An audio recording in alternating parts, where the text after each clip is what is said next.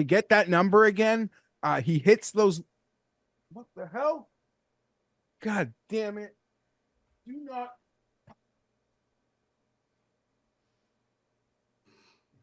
Oh,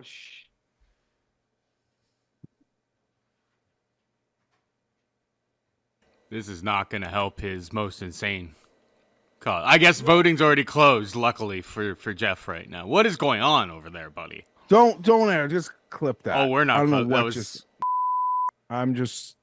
I got distracted again by this printer, so my mind is melting. You might want to unplug it.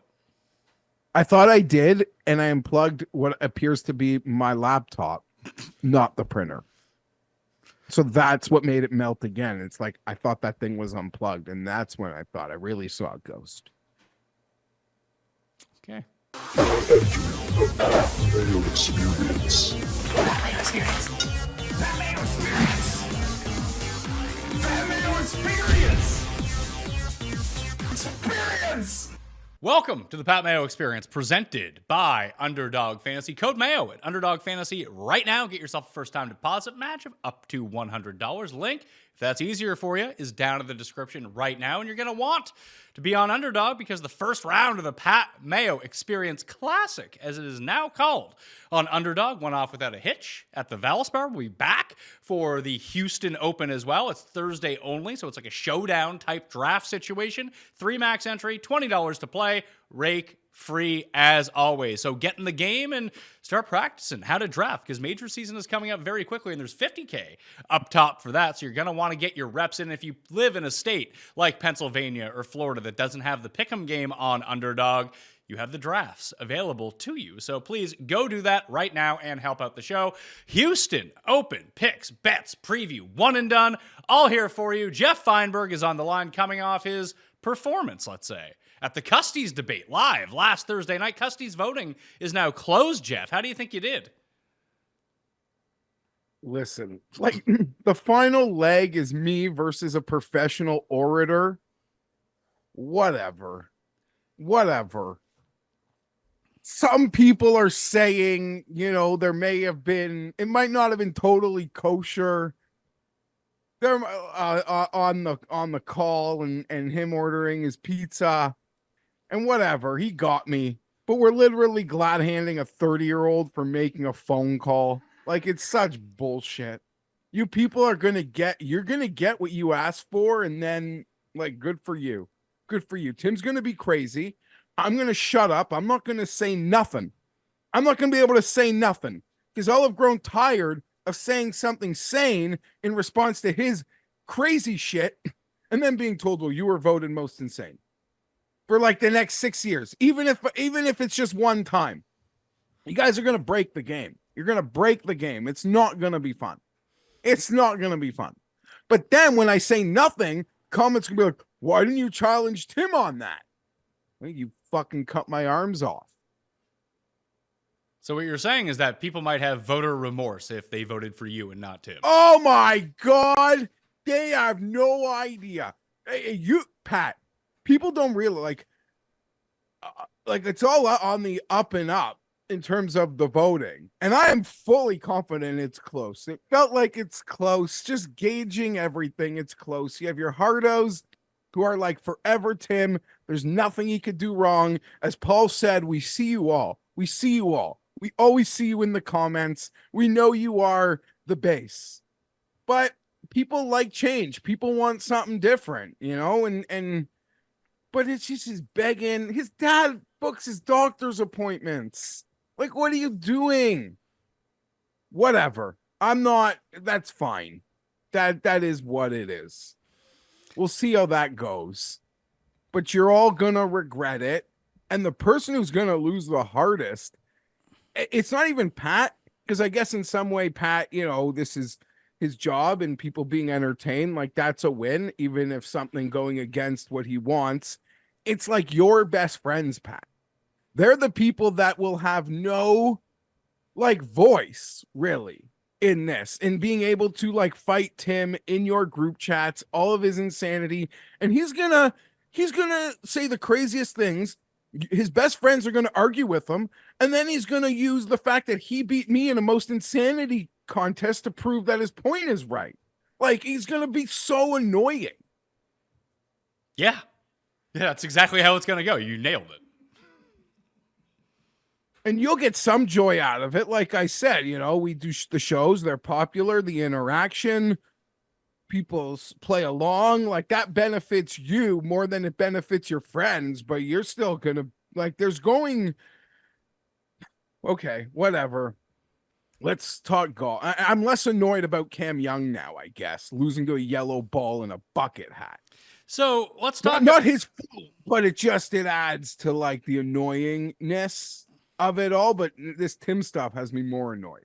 Well, it's one thing when you lose to Rory and Scheffler, and these are the guys, Justin Thomas, that you're coming in second place to. It's a lot different when it's Peter Malnati who ends up running you down in the end. And frankly, I went back and looked at some of Malnati's numbers. He was actually playing pretty well coming into the event. For someone who was 350 to 1, like, that's one that should have been on our radar. And obviously, basically no one bet. I saw one guy with a 300 to 1 ticket, so shout out to that guy.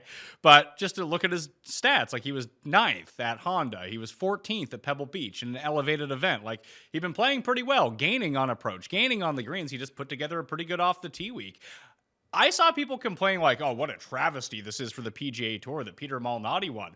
I think this was a great thing. Like, I thought the Valspar was a very entertaining tournament. I thought that Sunday, like, it sucks if you had Cam Young. I can see how that could color it being like, this is the worst thing of all time. But to actually sit there and watch it, there was like 12 guys within 2 shots of the lead. Guys were melting down. All people did for 8 weeks was beg, hey, can we have a hard tournament? I don't like Birdie Fest. You give them a hard tournament, then they're like, oh, fuck this. I hate this. Like, what do people want exactly?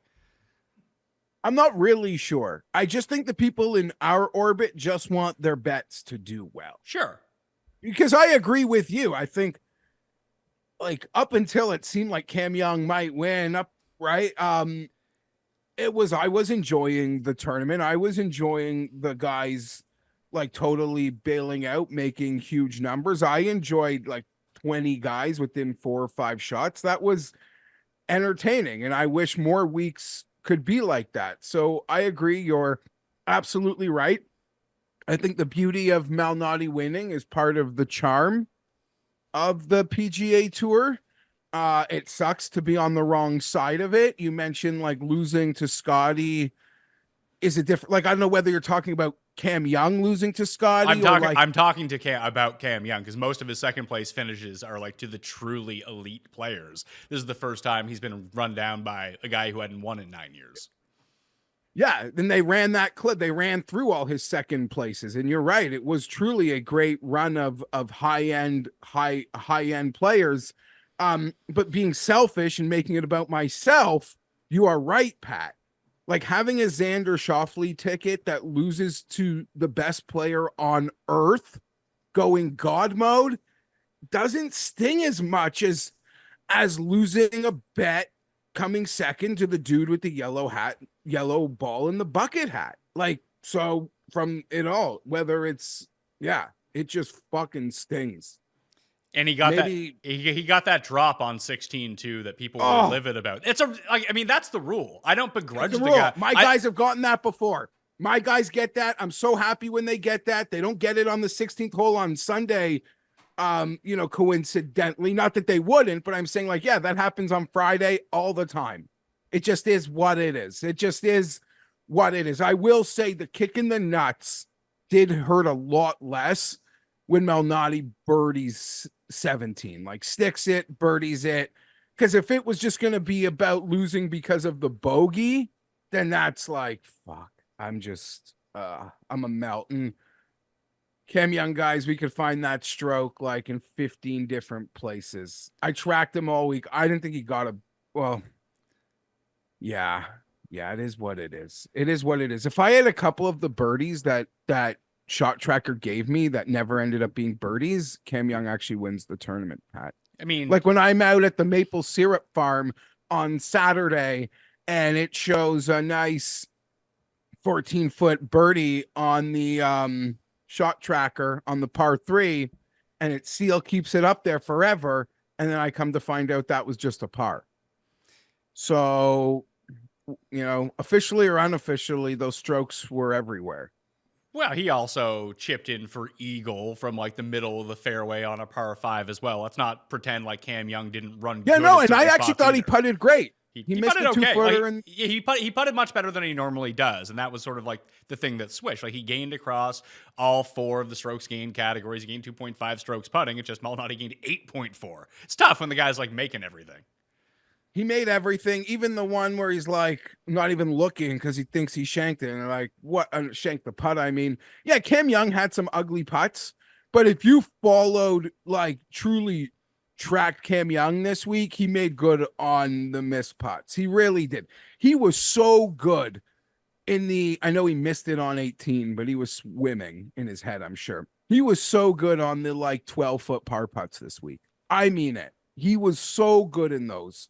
So, yeah, it just is what it is. And these guys who want to like victory lap that Cam Young can't win, they're the weirdest. They're some of the weirder people in golf Twitter. I don't know. It was the cold open to our show last week that I told you not to bet on Cam Young because this would happen. Like this specific, I don't know. This was fun. It is what it is. Hey, Cam Young cashed my best bet. I had Cam Young top 20. Good way to bet Cam Young. Pays those ones off pretty well. The most annoying thing is like now the number's gone. It'll go back. He violently swings in the market. So like a good event will make him overvalued. And I don't want to say that he's ever undervalued. It's hard to say the guy's undervalued for a guy who has never won on the PGA Tour. But you even made the case. I mean, I ended up betting him at 30-1 with the 30% bonus at Bet365 that lets me bet whatever he wants. So I like it at a true 40-1 return. I was totally good with that. But you even acknowledged on last week's show versus the field, like his 30-1 wasn't unfair. Like it was, it didn't mean you wanted to bet it, but it wasn't like wasn't a bad number. But you're right, Pat, because the next like good event, not the Masters, but you know, he'll get steam on like a Wells Fargo course or something, and then he'll blow up, be horrible, and then he'll go back to an inflated number. But right now, I'm happy he's not playing this week because I don't want to bet him at 12-1. Well, he wouldn't have been 12-1 because Scotty's coming in at 3-1. Wyndham Clark is 12-1, and that guy actually wins. So what would Cam have been? 15-1 this week? No, I bet Zalatoris at 22. Like, are we saying that Cam Young's better than Zalatoris? Like, even in the market, like the market values Zalatoris pretty highly. Yeah, you're right.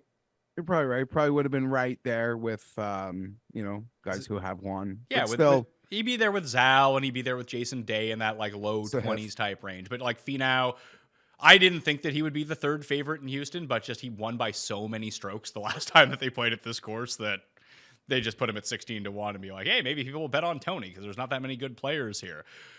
Cam Young is now in the zone. And we've seen it happen with a bunch of guys, and all of these guys end up winning, and they all end up being good. Like Zalatoris was in the zone forever, where he just kept coming in second place at difficult courses. Now it wasn't the Valspar; it was usually like major championships. But we've seen the same thing with Cam Young coming in second place at major championships as well. Like this is the same dude who stuck it to 4 feet on the 72nd hole at St. Andrews to try to get the win from Cameron Smith. So it's not like he's not a big time player. It's all going to come together for him. And listen, Zalatoris only has the one win. It's not like he's some sort of prolific winner on the PGA Tour, but people just assume that it's gonna, when the levee breaks for him, eventually it's gonna happen. It happened with Finau. I mean, dude didn't win for years, and then he finally like picks up a rocket mortgage. Then he wins back-to-back weeks. Then he wins in Houston. Then he wins it again at like the 3M or wherever the hell it was. Like he wins in Mexico. Like it eventually happens for you. Scheffler, I would say, is very much in a similar vein. Not that that Cam Young is going to be as good as Scheffler, but I think that people kind of have these like rose-colored glasses about Scotty Scheffler and how much of a winner he is. Yeah, he's a good winner. He's won, 6 times now? 7 times on the PGA Tour. He went through a 2-year period where he was like third place every single event. Even in majors. He was top 20 in all 4 majors. Never sniffed a win. It just takes a while for some guys to break through and win. And once they win, they learn how to win. And all of a sudden, it becomes a lot easier. Yes, I agree with pretty much everything you said. Scheffler really only struggled as a rookie. And then he won in Phoenix, I think, the next year and just went bananas. I'm pretty sure it took 2 years for Scheffler. Yeah, you could be right, but didn't he make the Ryder Cup as a rookie, or that was the second year without the win? I think that was Where he had all the, those I think that was finishes. the second year without the win. But like, if you were picking a Ryder Cup team right now, Cam Young would probably be on it. Yeah, no, I don't. I agree. I also think like Pat, me and you are like obviously there's people who listen to us who are older, and there's way older golf fans, but I'm still wired in a way where like I don't think guys are losers if they don't win right away, because when I started watching the sport, golfers were like quarterbacks. Like they had so much grace period. They had such long grace periods before we expected anything of them. But now a lot of them come and they win right away, so it puts infinite pressure on the other guys to be good right away, and if they're not, they're sort of deemed like quote unquote losers in the like in the golf winning narratives. So I don't know, I got a lot like right well, honestly it wasn't much longer, like literally maybe when we started doing our show, it wasn't much before that where you didn't even judge guys on majors until they were 30. Like they weren't even supposed to win them. They had to like warrant, you had to take lumps. Like that was part of winning in golf. But like, no, we've seen a lot of young guys just win and win quickly and win a lot. So makes it, Cam Young not being able to win a bit more polarizing. So that one stings. That always stings. Like when Tommy finishes second,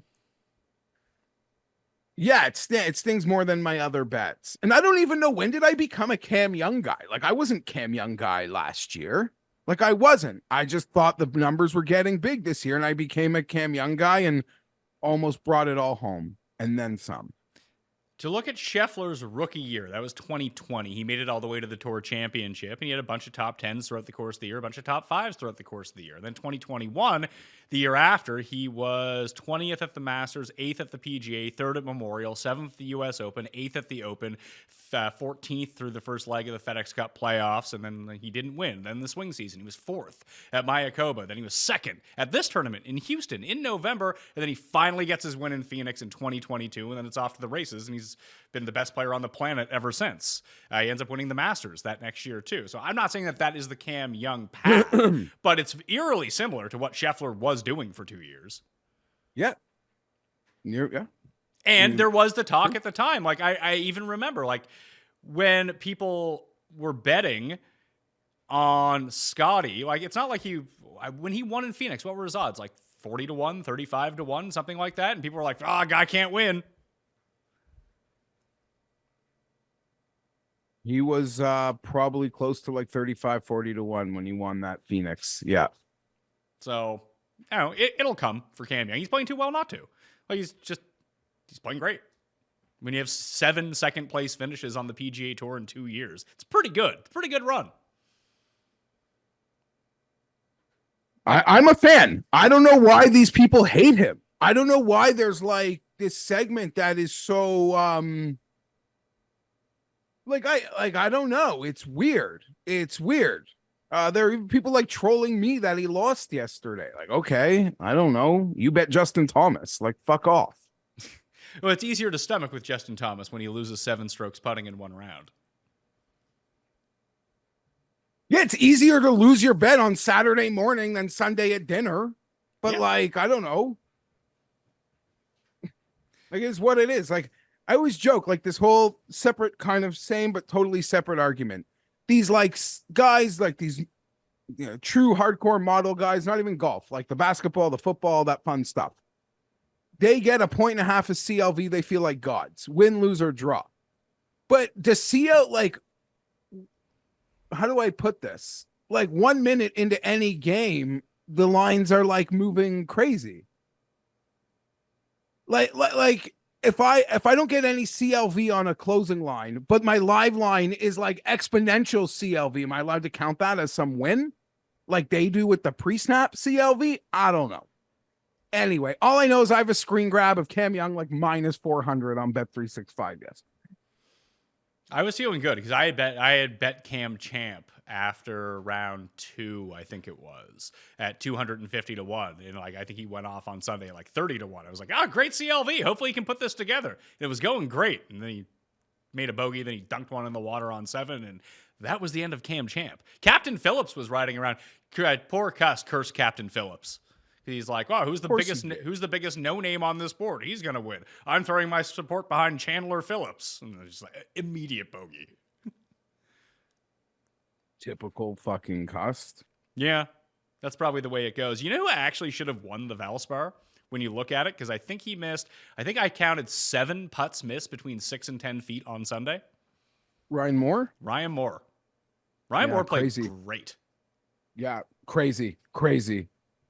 And I like, and again, Timo, like, with his passive aggressive, condescending, like, live hardo tweets being. Oh, I didn't hear too much about Tim when live superstar Paul Casey gagged it to some fucking Swedish dude on the Asian tour this week.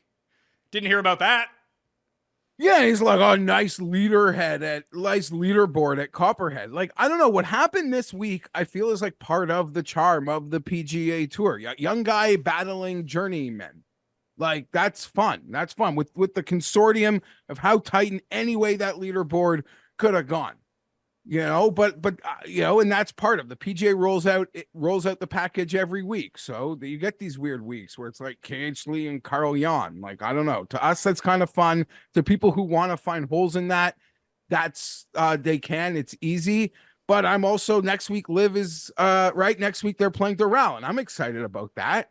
Like, yeah. I love golf, so I'm excited about watching Bryson and Brooks and DJ play fucking Doral.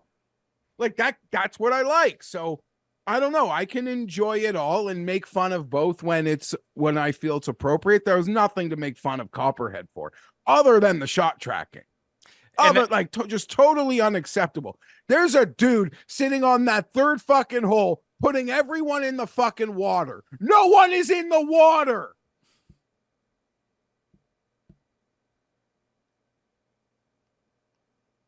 No one's in the water. And it was because people were blaming the PGA Tour app about ShotLink. Like, that's not how that works. They get their information from ShotLink. We have a new leaderboard. Did you download it yet, Jeff? Because it's on Android now. Oh, it is on Android. So I'm gonna get it right now. Paul got it yesterday. No, I haven't.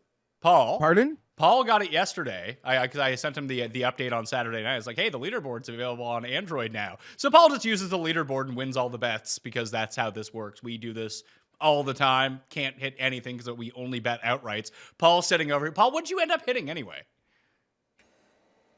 I had Ryan Moore, top 10 and top 5. I had Ryan Moore versus Matty Schmid because, like, his irons were off the charts and Schmid was just gaining with putting. And then I got lucky with Carl Wan, top 5, top 10. I had Richard Huey, who played like Richard Huey on Sunday. So, it's still gambling. But yeah. It was a nice little sweat. It took like 10 minutes of time. Just kind of looked at guys who were gaining with their irons and, Yeah, and that was it worked out. Of course, it's not going to work out every single week, but for the amount of work that I was able to put into it was great. But everyone should download it. You just use unless the you ate leaderboard money. app, right? What's that? You just use the leaderboard app?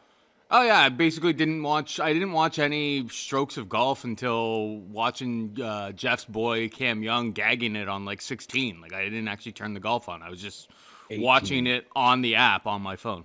Yeah, so you can get in the test period right now, Apple or Android, but you need to be a member at Fantasy National, so fantasynational.com/Mayo to get 20% off all membership levels. You get all the tools, and you get to be in the test group for the leaderboard app, which is just better. But it affected ours as well. It affected all the gambling sites in terms of their ShotLink too. Like, if ShotLink is something at the core, so if that is off, it fucks everyone's feeds up.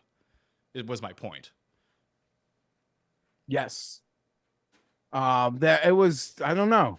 They got a bad group. Training didn't go well, or just the buttons weren't working. I'm not really sure.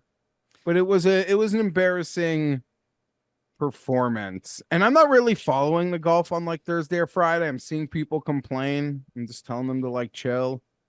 When I'm out, just on that maple syrup hunt in the woods on Saturday, and they're telling me everyone's going in the water, but then they all make par because they never ended up in the water. They're lying to me about Cam Young birdies. It's really strange though, Pat, because the live lines like move with this shit. It'd be like guide of 2 feet for eagle, and the lines will like crumble. And then it's like a bit later, it's like, no, he's actually like in the rough 40 feet away. So you're like, okay. And so they got to figure that shit out. I don't know. Sure, I mean, it could have been a bad connection from the course because there was a bunch of high winds and rain. Like, there's that part of it too.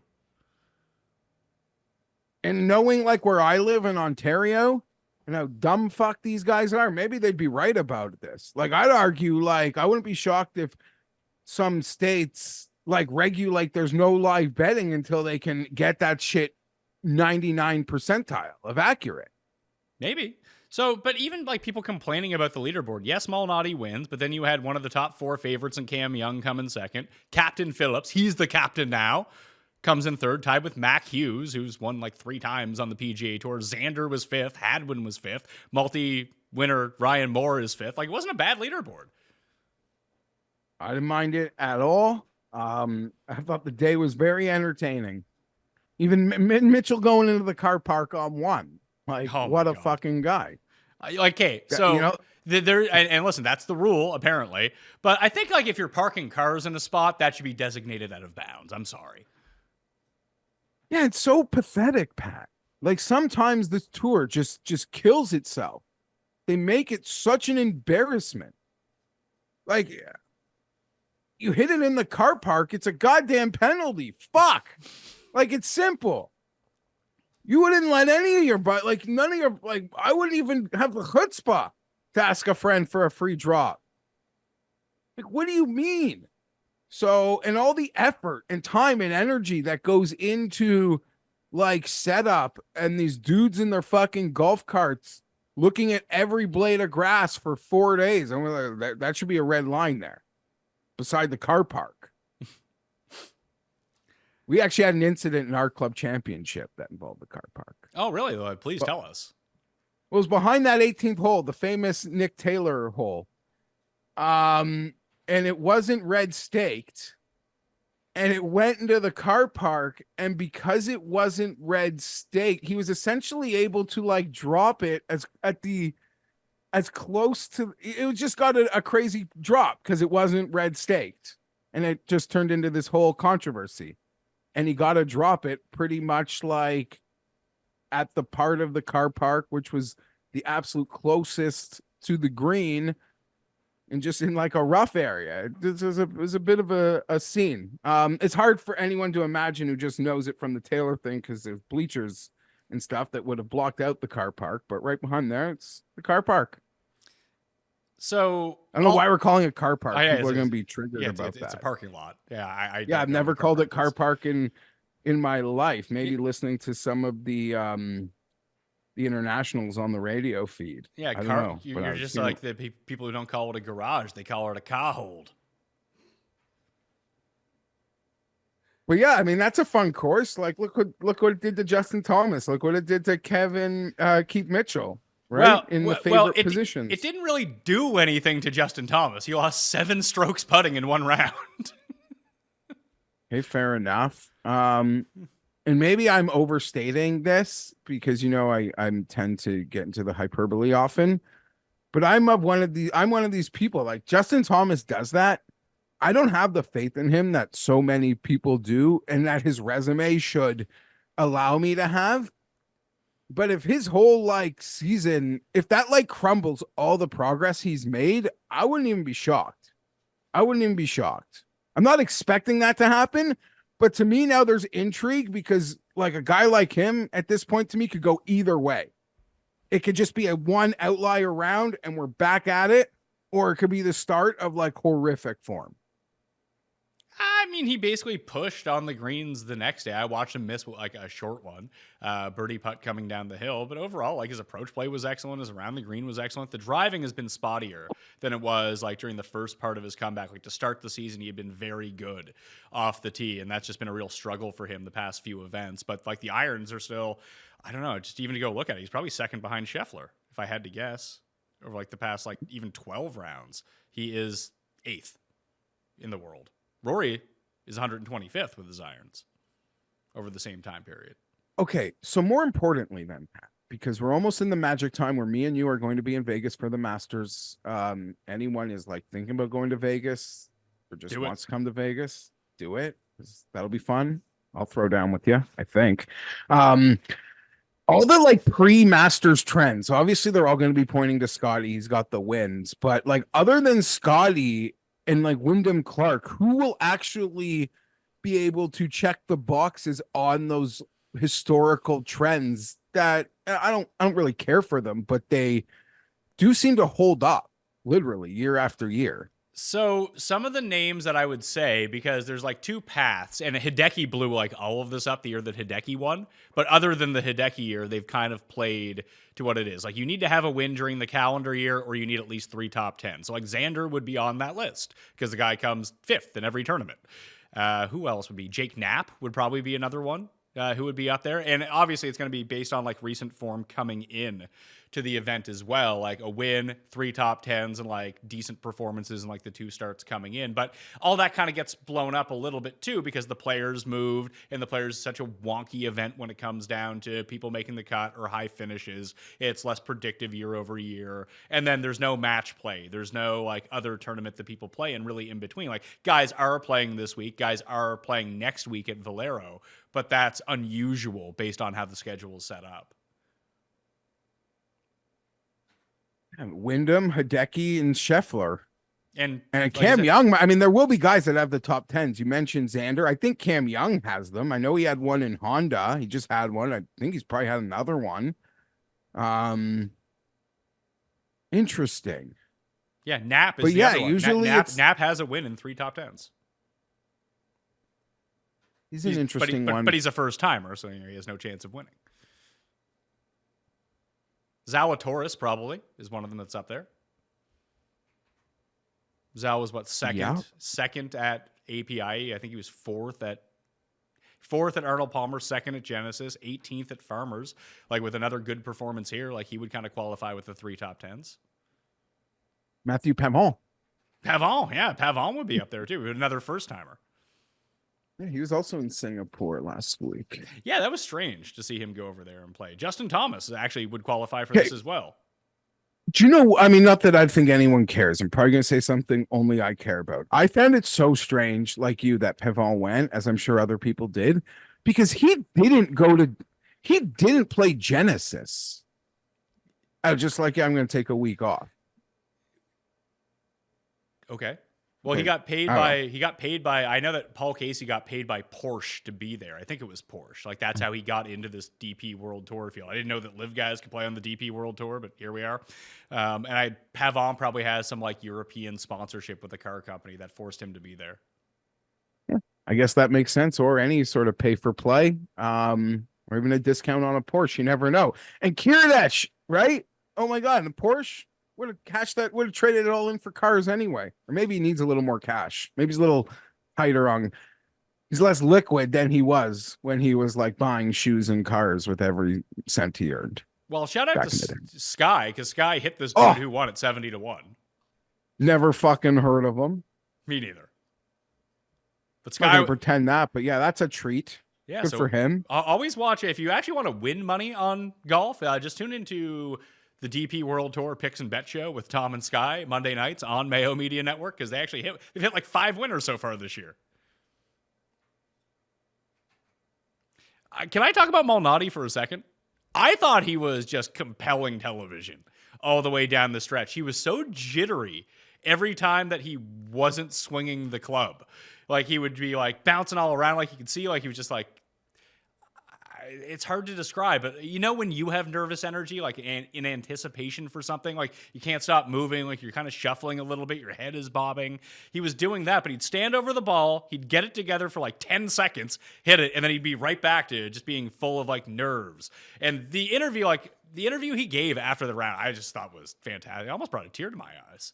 I felt for the guy, and like it's hard to be a grinder out there. I mean, you might lose your tour card, and this is your profession. Like, what do you do at 36? I know he had won 9 years ago, but it's not like dude is making $10 million a year like some people. And it costs a lot of money to be a professional golfer, to get your family around, to get your kids around, to take them in and out of school, and travel to all these places, and pay your caddy. That. I find it a compelling story and how much it means to him to win. Like he was really overwhelmed by the moment. I thought it was fantastic. Absolutely. And they should honestly do a full swing with just the bottom barrel. I mean that. That would be so much better and more compelling. Beautiful story. Pat, literally, you mentioned Mel not even playing well, but in like the inner circles of golf, Malnati had become like a very polarizing player. And I mentioned this on the show before, because he's on the player advisory committee, he was just getting exemptions into things, and people were pissed off. There's a lot of chatter among that like rank and file part of the tour. Like, I didn't know being on the advisory committee got me exemptions into all these things that I had no business being exempted into. So for him to take that form and win, it is truly beautiful. And you're right, Jittery. I feel like the radio guys were calling him jumpy, especially over is that 5-footer or something on the last par 5 of the day. Like he's like just jumping over the ball. Like, so yeah, he was like any guy, sort of feeling the nerves. They were coming out, and he hits this like little low, the drop, whatever. Good for him. I've always been a fan, but it was tilting a bit. It's hard not to enjoy what happened for him though. Well, to your previous statement about the Custys live debate, everyone should go watch the Custys debate. It's on Mayo Media Network right now, although Custys voting has now closed, so we'll see how you're doing once the awards are released. But I got a text from my friend who just started listening to the debate right now, and he's live texting us as it goes along. He says that you won the opening, which was Cuss' best chance. And then Cuss said it was an interesting take, and that's not the conventional wisdom on that. He says, now you're talking over Geoff and repeating yourself like a madman and acting like a child. Then he asked, can you explain how the bubbles from sparkling water transfer to the Oreo, considering a bubble is just air? Cuss has no answer. Yeah, listen, it's in the eye of the beholder. You could think I took a crushing loss just based on the phone call, or you could think like, what the fuck is happening? We're glad handing a guy for making a phone call. And I wanted him to ask about specials. Like I wanted him to like talk for a minute. Okay. Well, we were all, in fairness, we were doing a live show. Obviously, yeah, I know, he's very but uncomfortable with doing it anyway. And I have some people on the back end. I don't know. Hold on. Well, on the back end, you don't know. Like I watched him make the phone call. I saw him put in the number. I can hear the. Yes, I know, but end.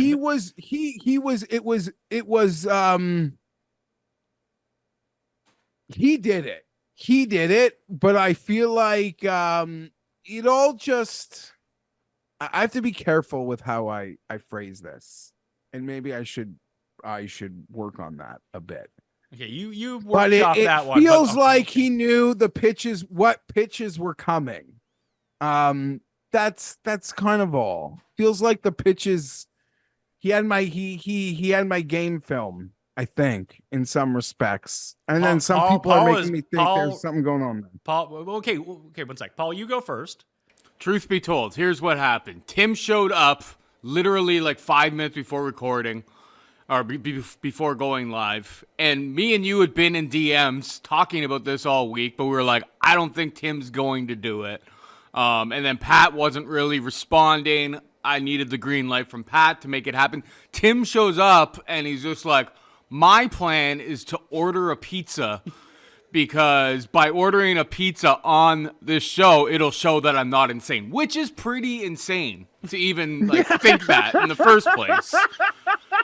So I did let him know. I was just like, well, if you want free pizza, you should probably let Geoff kind of tee up here. Listen, because Paul, Geoff has been in my DMs wanting this to happen. And he's just like, you're right. Okay, free pizza. So it was a little bit, but like he showed up without anybody telling him about it. And then Paul, he did get free pizza. I take back most of what I said under the stance that if he says that, and you know how I feel, it's honestly your job as executive producer to make sure that it happens. Like I get like, so yeah, you're like, okay, now I have to like, Yeah, now I this have the kinda green has light be to make this pizza happen. Yeah, no, I get it. And in the end, it's free pizza. It's free pizza. I sent Paul the money for the He pizza. did Don't let immediately. anyone Faster question that. than Tim paid out for the Jets. For the Jets versus Bills bet. Much faster. But Tim did clear that up too. So everyone's good on my front. Pat, I did also reach out to Paul before the debate to find out if Tim cleared his debt. I wanted to use that. Okay.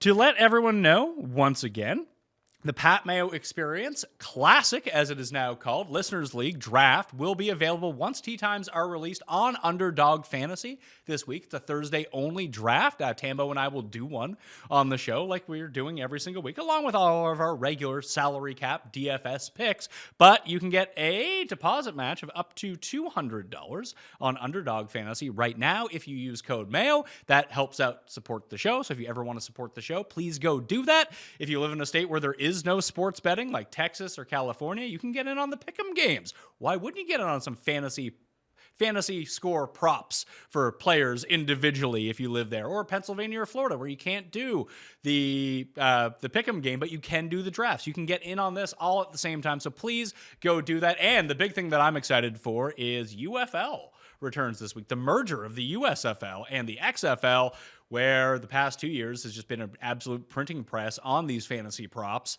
on these sites. So I'm hoping that they bring them back. I'm trying to get confirmation that they just don't want to get taken once again, but we've been using the Run the Sim simulator and just beating them so badly. This is where the money season is made on the pick'em games for the UFL and these fringe sports. So code Mayo at Underdog Fantasy right now, get in the draft, and then hopefully you can make some money on the pick'em. It's Kenny who's cleaning up on the pick'em, Jeff. That's the guy. Yeah, he referred to himself as Underdog God, Pat, on the weekend. Let's talk about Houston. People for weeks, Birdie Fest. I hate this. Then we don't get a Birdie Fest, as I mentioned. I hate this too. So it just seems like people don't actually like golf, is the conclusion that I'm coming to, because this is another difficult course. Yes, guys are going to score. We might see a winner at 13 under par. And people are like, oh, it's a birdie fest again. But the next guy's like -5 or something like that. This course, Memorial Park, it's a public course, which you can play for like $40 apparently. It's a very long waiting list. But it's 7,435 yards, a par 70. Mini Verde, Bermuda grass greens, 19 bunkers, 4 holes with water and play. Was redesigned in 2019 by Tom Doak with help from Brooks Koepka.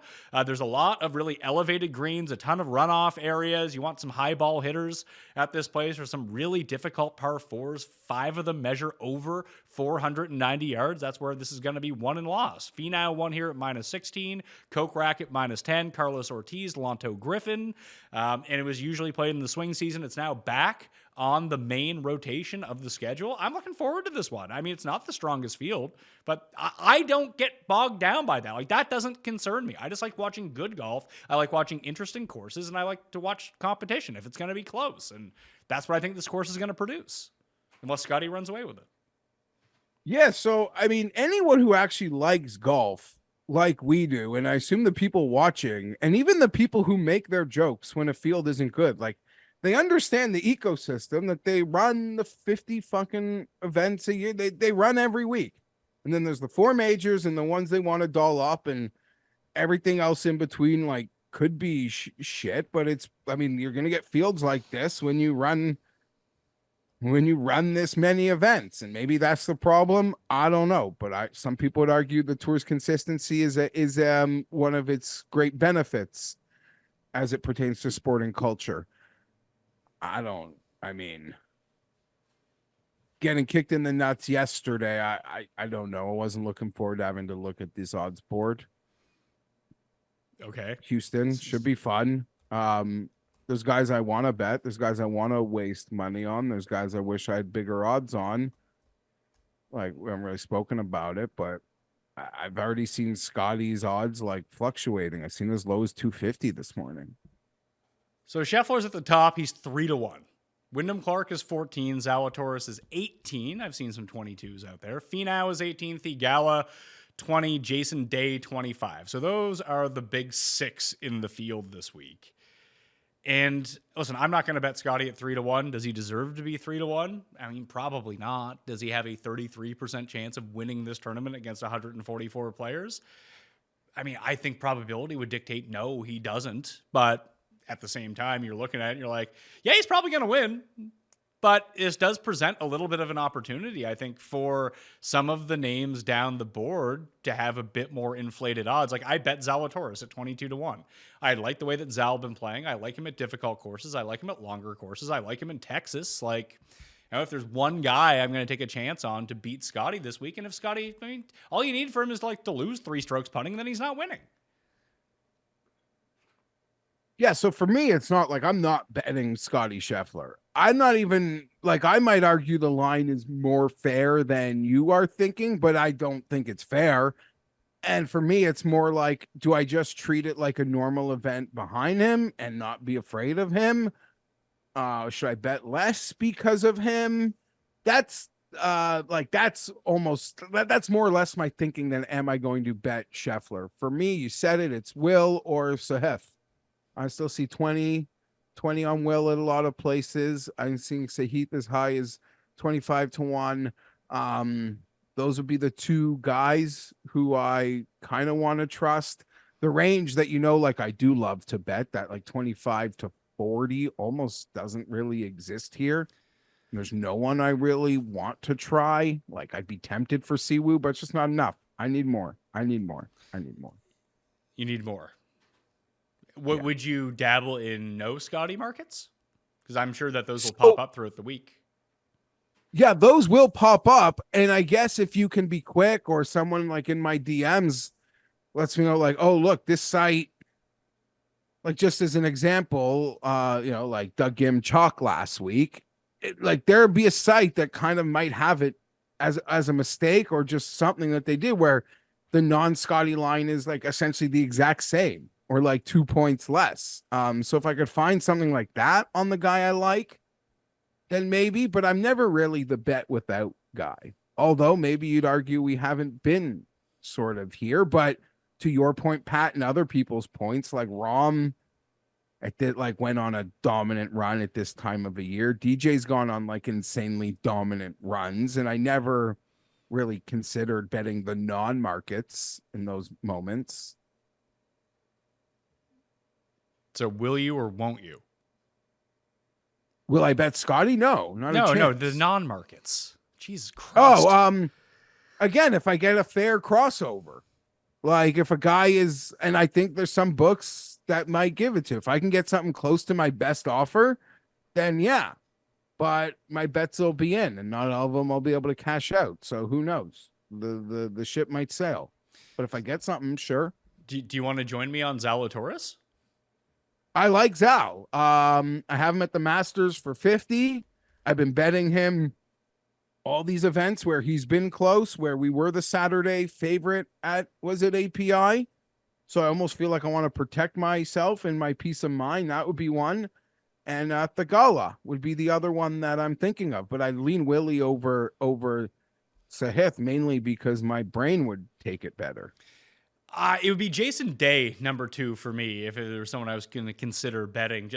One of the things that just really popped out to me, and maybe some golf course architecture people can point this out to me a little bit, in the future, maybe in my DMs or something, because I really like to know. I just noticed that like a lot of these are elevated greens, and like they're up almost like on a bowl a little bit with terrific runoff areas around the side. Now, I went back and I watched the last 4, like the highlights for each of the round. Now, there aren't many guys like putting from off the green because it is such a steep upslope that guys are still going to have to take their wedge, bump it in. So playing your bump and runs, Scotty was actually quite good at doing that in a lot of the highlights that I watched. And he plays this tournament every year. He's never won it. So maybe he's due to win it at this point during this hot run. But what other course does that sound like to you, Geoff? Augusta? I was going to say Pinehurst. Yeah, I mean, we're gonna get the full load of Pinehurst again coming up. It's kind of been out of sight, out of mind for me, other than flash bulbs in my brain. But sure, I'll take your word for it. I don't know. I'm asking you. If you were listening, you would hear that I'm asking. I heard the runoffs. But now you're saying I agree with you. Like I didn't. I'm just trying to remember Martin Keimer highlights, Payne Stewart highlights. Like I don't agree or disagree. I can't speak to it. I'm not like the course architecture guy. Yeah, and I might be way off base with that. That's the first thing. Like the big bowl greens with huge runoffs, maybe some guys are going to be able to putt from off of them. That maybe there's something with the green complexes coming in. Just generally speaking, like I would want either guys who are really good around the green or guys that hit the ball really high. Day is kind of both those things. He hits the ball super high. He can get it to stick, won't have to deal with as many runoff areas. And if he does have a good enough short game to get it up and down. And he's won in Texas before. That's always key. He has, and yeah, you're right. And he's hitting the ball lovely, as is Siwoo right in behind him there, hitting the ball lovely. This course, it's longer than I feel like I remembered it being. Yeah, it's super long. Like it's 7,400. It's super long. So you need a guy who hits those long. Yeah, Willie. There's a few guys. There's a few shorter guys. Like Siwoo is super short off the tee comparatively now to the rest of the field. But we've seen a lot of guys that have actually played really well at Valspar do well at this as well. And Valspar is one of those sneaky long courses because it's adjusted for par down to par 71, but it's like it's almost 7,400 yards as well. That like Hadwin has played well at both these things. Shank has played well at both, although Shank's not in the field this time around. Like that sort of player as well. So maybe there could be some crossover into it. I did notice, and I put this out before the round, I should have listened to myself and just bet on Peter Malnati, that guys that have played really well at the Sanderson Farms have played really well at the Valspar over the years. Malnati gets the win. We've seen, who was it? Mac Hughes won Sanderson Farms. Obviously, he was winning at certain points on Sunday. Sam Burns has won Sanderson Farms. He won back-to-back at Valspar. Sergio played really well at both of them. And even to look at the top 10 from last year at Sanderson Farms, you had Scully. Right? What? Cam Young's played well there too, I think. Sure. So the top 10 from last year had Carl Yuan in it. It had Scott Stallings in it and Ben Griffin in it, who were all inside the top 15 going into Sunday. So just to keep that in the back of your mind for next year going into things. Or if Taylor Moore ends up playing Sanderson Farms, maybe he's a guy to look at. I like Taylor Moore this week, actually. That's the problem. And this is what I want to talk through with you. Like with Scotty out there being terrified of Scotty, like Taylor Moore, for example, is 80-1. Which is what I bet him at last week to win at Valspar. Now, would you argue that there's more win equity last week at the top with Xander, Justin Thomas, Spieth, guys that we didn't super believe in, or is it this week because it has Scotty and Wyndham Clark who just win all the time? Yeah, this week. Unequivocally. Like I didn't even care for those guys at the top last week. You could argue all the favorites were just guys who don't win. You just said it. These two win. Taylor Moore finished 12th yesterday, did he not? He did. What a lovely week. To get that number again, he hits those. What the hell? God damn it. Do not.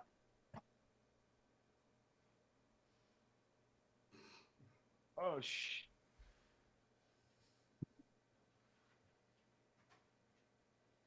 This is not going to help his most insane call. I guess voting's already closed, luckily, for Geoff right now. What is going on over there, buddy? Don't just clip that. Oh, we're not. I don't know No, we're not clipping that. That's good content. That is good content. What happened? What was there a mouse? Oh, my printer just started printing.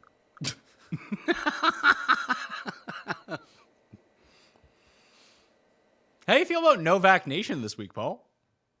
He gained with his irons. He gained a lot with his Here's irons. a question I actually have for you, because you're like the stats nerd, stats guru.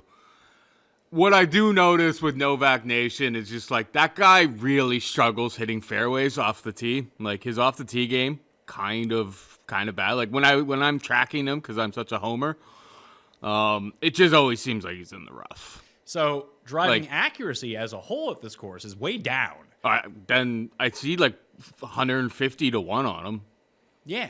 Yeah, why But not? like, I guess my question, like, if it was you and you're throwing down on this, I mean, you're obviously going to bet Andrew Novak. I have no idea where Geoff just went, but like, is this the week that like the best bet show is going to be like very intriguing because it's the top 10 placements, the top 20s, the top 5s, that kind of thing. That's just more intriguing this week. I think with like somebody like Scotty taking so much market value out of a tournament that those types of markets will be a lot more interesting. Just because if Scotty comes and runs train on everybody doesn't mean that some of these losers way down the board can't sneak into a top 20 with good form and, and all of that. So, I think hitting outrights, I've been watching you guys for so many years here. Hitting outrights is incredibly hard in this sport. So, there's other ways. There's other ways to skin a cat, as they say. Everything okay there, Geoff? No. The printer is still going? Maybe you should take the paper out. You're right there, bud. Are you okay? Are you haunted? He by looks ghosts? like he looks pretty spooked about Yeah. it, to be honest. Who are you calling? Who are you texting? Are you okay? Like we're in the middle of a show. Yeah, I'm fine. You're okay? We're good. Are you sure? We're fine. Yeah. Did you see We're a good. ghost? Are you having a paranormal experience right now? It seems like that. I mean, Zoom and, not being in the same room as you can, like, skew these types of things, but, like, my conspiracy brain is going all over the place.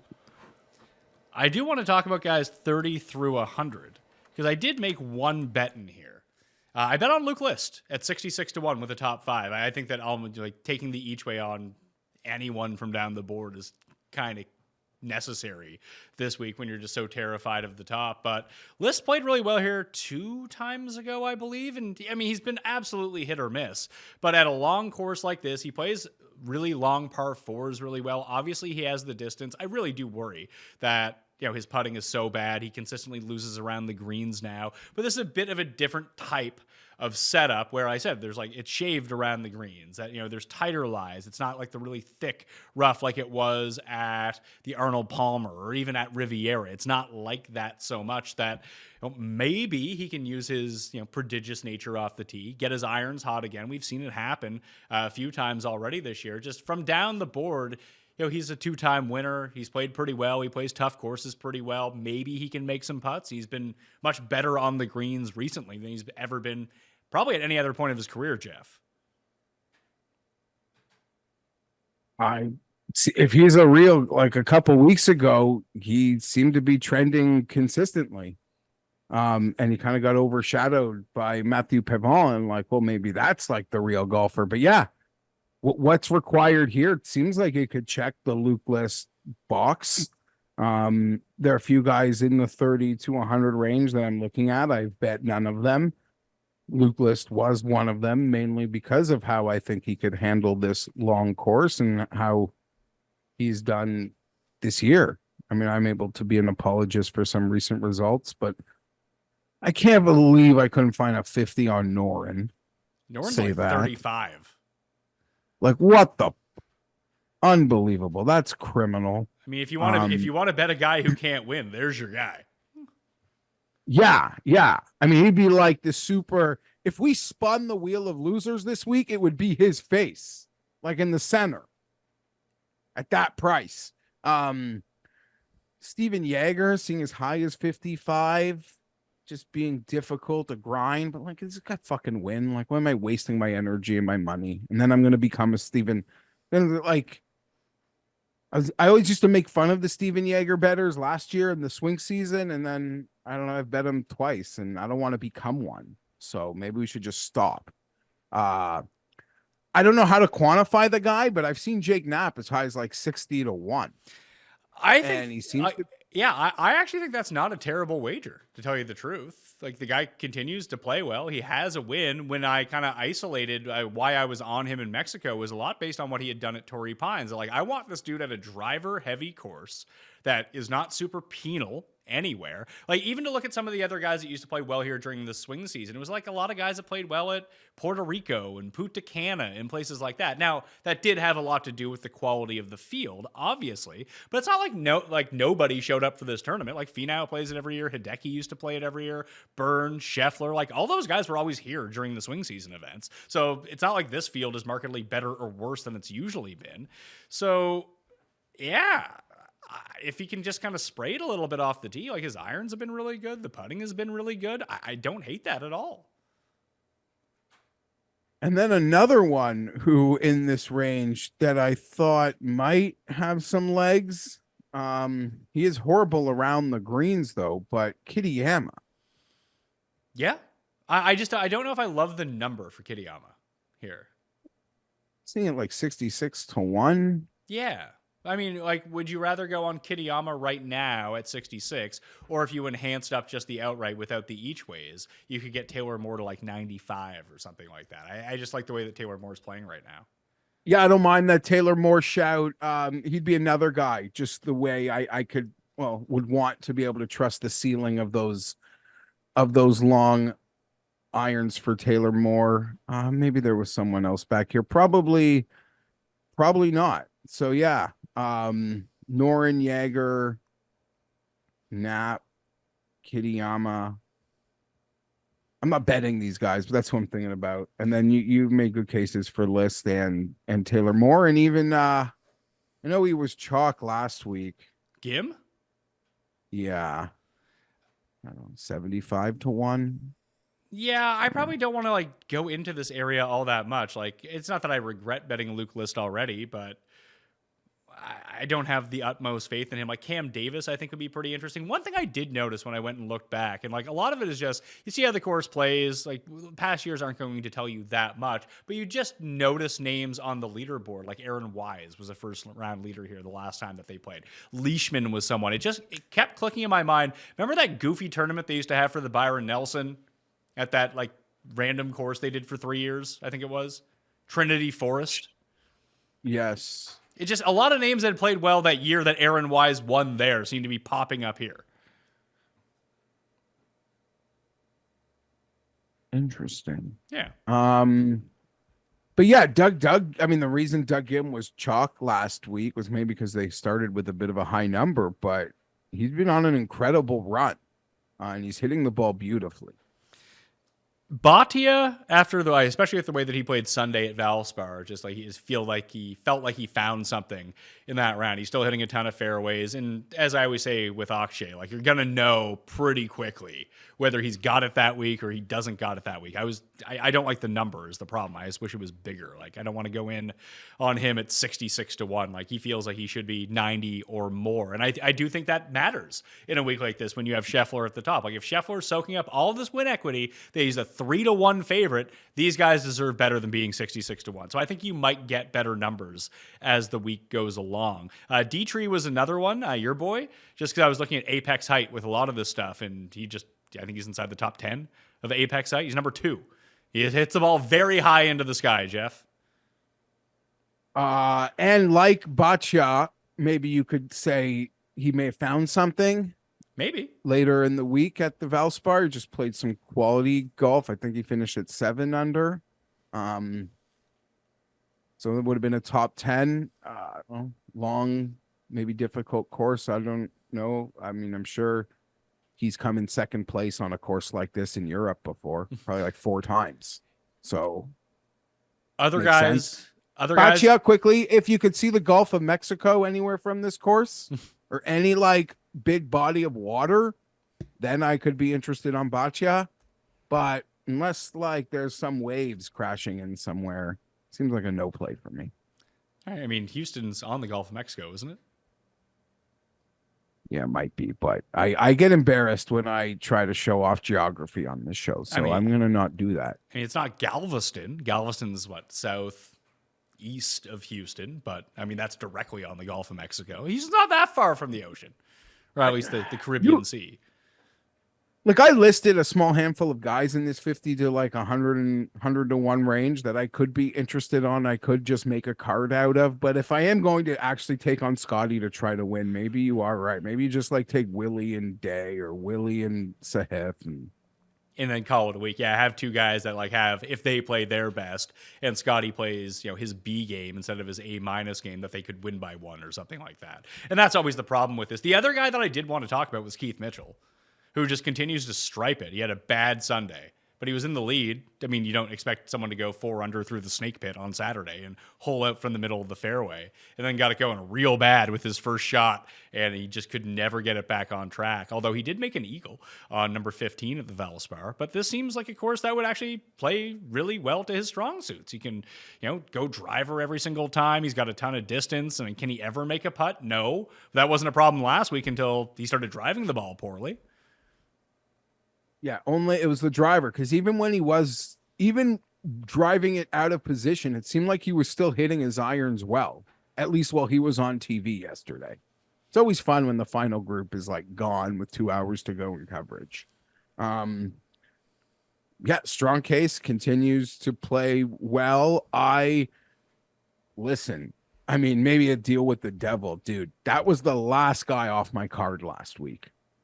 And I took fucking Keegan, who I never bet, over Mitchell. So I was spinning as all of golf Twitter. Everyone had Mitchell. They were so happy on Saturday. I was like, had steam coming out of my ears. But don't worry, the steam came full circle. I got God at the end. On that note, I don't know, just listing guys who did show some life yesterday down the stretch at these big numbers. Detry, Baccia. What about KH Lee? This isn't a TPC though. It was all putting, man, and maybe he can flip that, but I'm a bit more dubious about someone who gains like 7 strokes putting. Let's see, what did he actually finish up with here? I want to go see exactly what he did, because he had a really nice Honda, and I wanted to bet him in Puerto Rico, but then he didn't end up playing in Puerto Rico, so I was like, all right, whatever. But I'll pull this up very quickly here. Yeah, Mitchell lost 4 strokes putting and lost around the greens. Like, it's going to be tough to win any tournament like that when your driver starts leaking just a little bit of oil, and it leaked a lot of oil as it came down to it. KH Lee gained 4 strokes off the tee, 4 strokes putting, gained a bunch chipping, and lost strokes on approach. Like, that's not necessarily the profile that I want. However, he won back-to-back in Texas at the Byron Nelson. So at least he has strokes gained Texas up the board. Strokes gain Texas. Might not win you outright bets, but that strokes gain off the tee, strokes gain putting combo will make you a lot of money. It will, but let's not pretend like KH Lee is Bryson. No. And I am seeing some balloon numbers on some of these guys, Pat. Like you mentioned Boccia 60. I actually see it as high as 80, but then I'm not one of the each way guys, but this week, if I am playing in this range, I probably do. So the higher numbers seem to be available at the places that don't let you get the placings. We have 2 new filters on Fantasy National as well down the left-hand side. I showcase those on the research show. There's one for each of the majors, if that's what you want to do. You can go by Masters only, PGA, US Open, 2 of the 4, 3 of the 4, whatever it is. But there's also some by state as well. So I just have the Texas filter open right now to the past 24 rounds of the best players in Texas. And just by rank, Scotty, Finau, Woodland, Day, Berger won Colonial coming out of COVID. I think it dates back to that. Noren, Siwoo, KH Lee with his back-to-back wins at Byron Nelson, P. Raj, Davis Riley. Sam Stevens is one of them who had a pretty good run, plays long courses really well. Bud Colley's another one. Tyson Alexander, Ryan Palmer, Texas guy, Alex Smalley, Campos, Johnny Vegas. Like, these type of guys kind of keep popping up. Novak is up here. I don't want to spoil something you might be giving us later in the show, but Baroff was letting me know about Tyson Alexander. Well, let's do that now. So in the 100 to 1 and beyond range, this is probably the range that I'm going to stick with. I bet Tyson Alexander 250 to 1 with 8 places. You could have got him 300 to 1 with 5 places. I extended that out a little bit. He was second the last time that they played this tournament in 2022. It's his best finish on the PGA Tour. His irons are super spotty, but he's had some good irons week over the past 2 months or so. He can kind of mash it off the tee a little bit, spray it around. And even looking at Corn Ferry, he won 3 times on, actually he won twice on Corn Ferry. He won on the Latin American Tour in Costa Rica, but his 2 wins on Corn Ferry, 2022, 2021 at the Vertex Bank Championship, both in Texas. And even to look at some of his other ones, you have like the Pinnacle Bank. I believe that one's in Nebraska. Wichita Open is in Kansas. Like, this is his part of the country to actually come through. And like, those are just huge odds. And if he comes second, it pays a pretty hefty penny. Yeah, any catch any part of a placing on those numbers, you'll be making more than a lot of guys who probably win the tournament. Yeah, probably more than what people are going to throw down. Like, what would you even bet? Like, that's the problem with betting Scotty here is like, I want a certain payout for the week. Like, am I really going to put $1,000 on Scotty to win? No, I'm not. Yeah, that's the part of it. Like, am I betting, $400 to win $1,200? Like, I don't really like. I don't want to sound like I don't like money. I'm better at losing it than winning it, it seems. But that's just not. I don't know. Just not for me. I can joke though, Pat. He's $450 to win the Masters. So 3-1 this week is probably a much better bet. I would tend to agree with you. Yeah. It was just like why I bet Cam Young or Cam Smith at that weird live tournament when he was 20-1. It's like, well, he's 18-1 to win the Masters, and he's 20-1 to win this random live event. Of course, he had to lose in a playoff. That's always fun. But sometimes that's the best way to bet. Be like, hey, this number is better than that number. I'll bet this number. Why overthink it? Why overthink? Cam Young came second at that event, didn't he? Cam Smith came. Cam Smith, sorry. Yeah, he lost to Answer won in a playoff over him and Casey, I think. I think it was Casey. Can't remember now. Over 100, though, no surprise. You already said it a bit earlier. I've seen like a Detry 110. Wouldn't have placings, though. But I don't know. Like I said, there's probably about 4 second places in his resume on similar European courses. Other guys from beyond 100 that I wanted to take a look at. Gotterup actually leads the tour in Apex side. He's been playing a little bit better, albeit spotty, but he's someone that we really liked coming out. That he's 150-1 right now. I could see myself on him. I could see myself taking a shot on a couple of these plus 100 guys rather than the 66 guys. For one $150 or 150-1 guy, that's you get 3 of those for 150-1 guy. And honestly, if Scotty's going to soak up so much win equity between him and Wyndham Clark and Zalatoris and Finau and Day, like all these other guys have like marginal probability points and difference. It's not 100 points in the betting market. Yeah, I don't know. It's hard for me to make a strong case for any of these guys, but okay. For example, here's what I'll ask you then. Do you really think that Chris Gotterup is 3 times worse to win this tournament than Doug Gibb? Probably not. You could do this from the start. We could start this at Alex Noren and work our way up. But yeah, you're right. I don't disagree. But at the same time, this is going to sound like silly. Sometimes with golf, to take a line, the famous quote from my friend GRP Wins, it's a bet golfers, not numbers. Yeah, but I mean, who do you think? Bet on that guy? Yeah, but I'm using Doug Gibb as an example here, and someone like Chris Gotterup, who was like 40-1 in these tournaments like a year ago. Yeah, no, that's totally I use that, but yeah, I'd rather bet Doug Gibb, but I cede your point. It's totally fair. And I don't mind Gotterup. And the point I'm trying to make is that it's not Gotterup 1v1 with Gim. If it was, I think that would be pretty close. It's Gotterup and 2 other guys at 150-1 versus Gim as a bet to win. I mean, they're probably all losers, but at least you can get extended each ways on these ones. For sure. So Gotterup. How bad is Bobby Mack still playing? He made the cut last week. He played okay last week. He played really well in Mexico. Another place where you can just kind of drive it wherever the hell you want. Yeah. Just trying to see what the weather is. Like, if it starts getting like a little bit windier, because I mean, it's fucking Texas, who knows? Just see what the advanced forecast is for this week.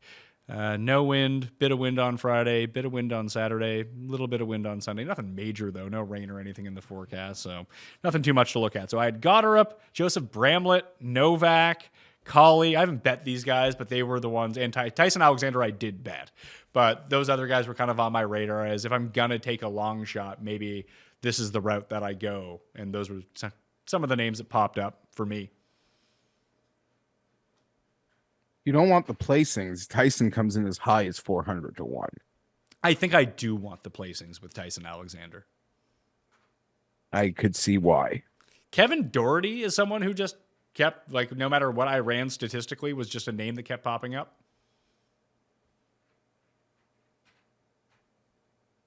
What's showing? I have no comment on that.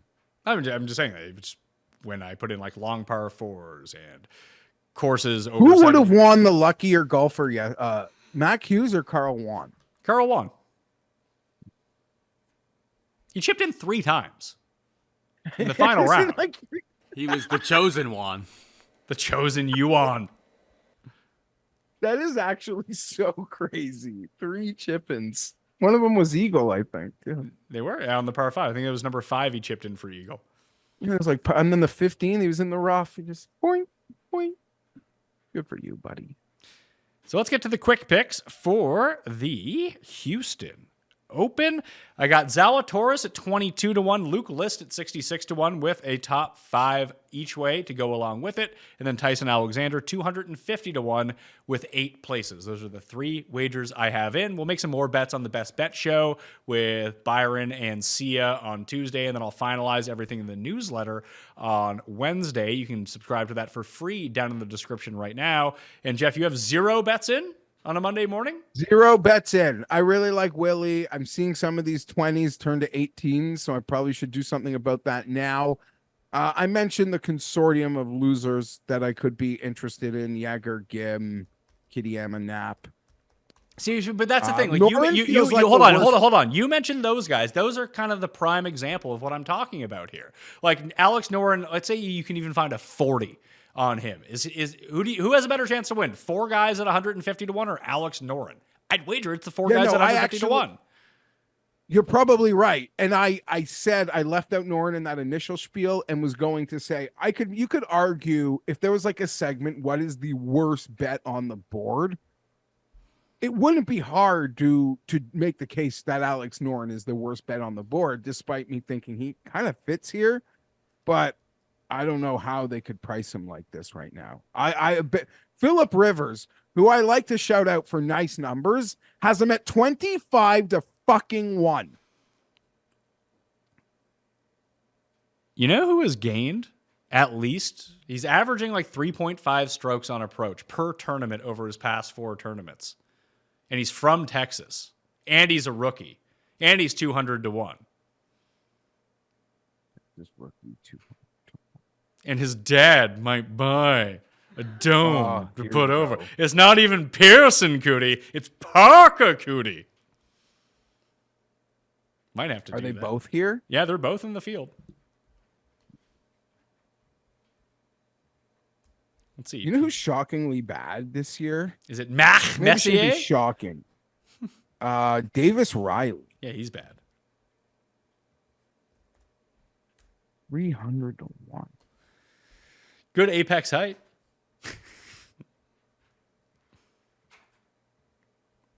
One and done. Really, honestly, my favorite guy, it wasn't even someone I came here with in that like 50 to 100. You might have made the case, and looking at Taylor Moore's last week, that might actually be the play.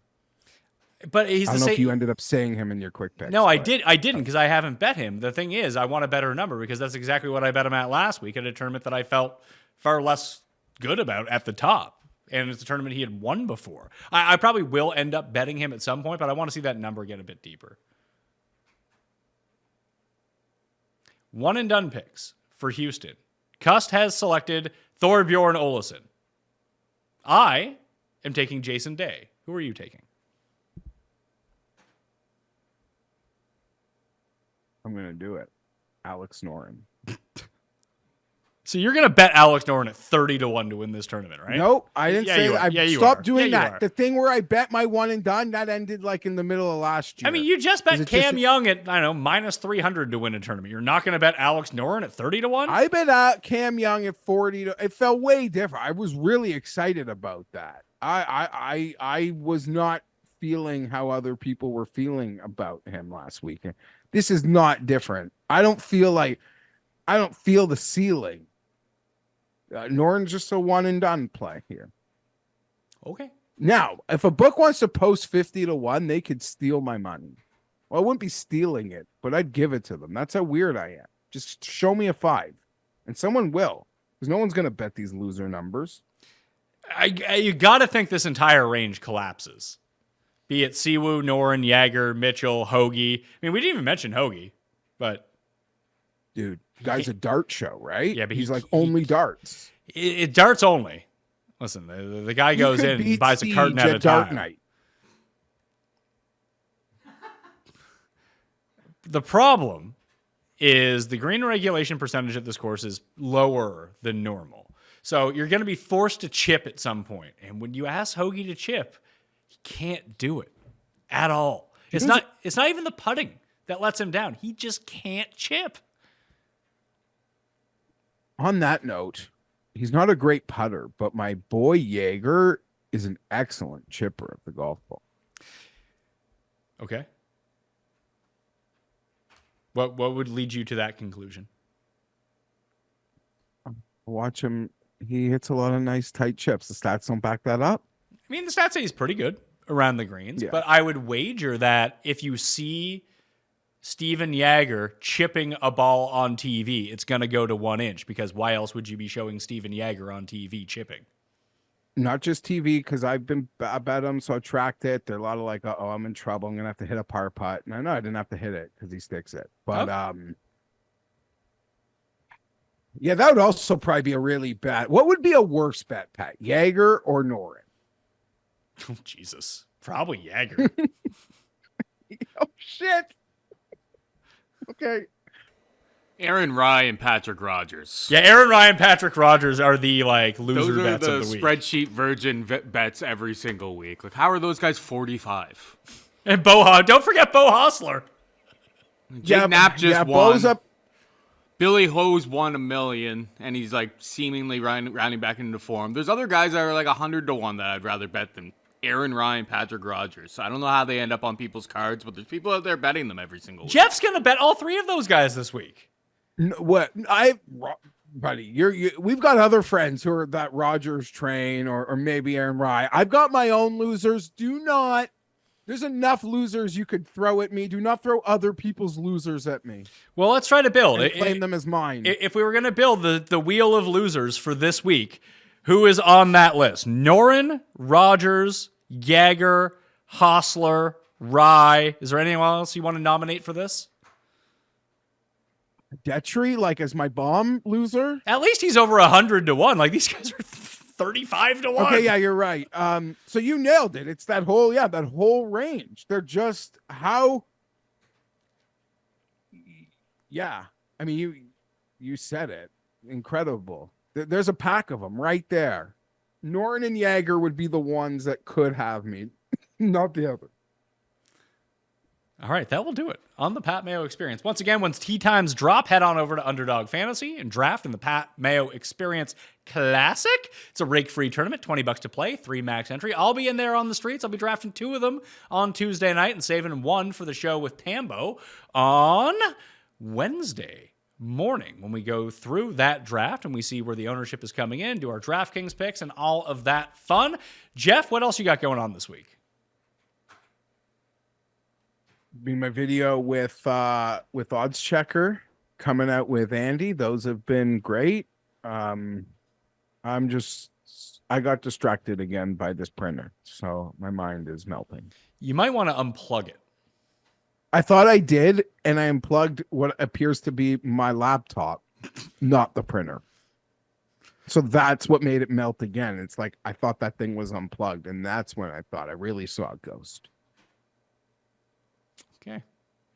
Code Mayo, Underdog Fantasy, fantasynational.com/Mayo to get 20% off any of the plans, and you get access to the leaderboard app, which many people are saying is the only way that you're going to track golf from your phone. So go test that out now. It's been very exciting. It's been very helpful for me. Obviously, it was very helpful for Paul in winning money. I just like to use it so I can see where my guys are at without having to click on each individual name. I can just set the guys I want. It appears on my phone. It's perfect. So go do that right now. fantasynational.com/Mayo.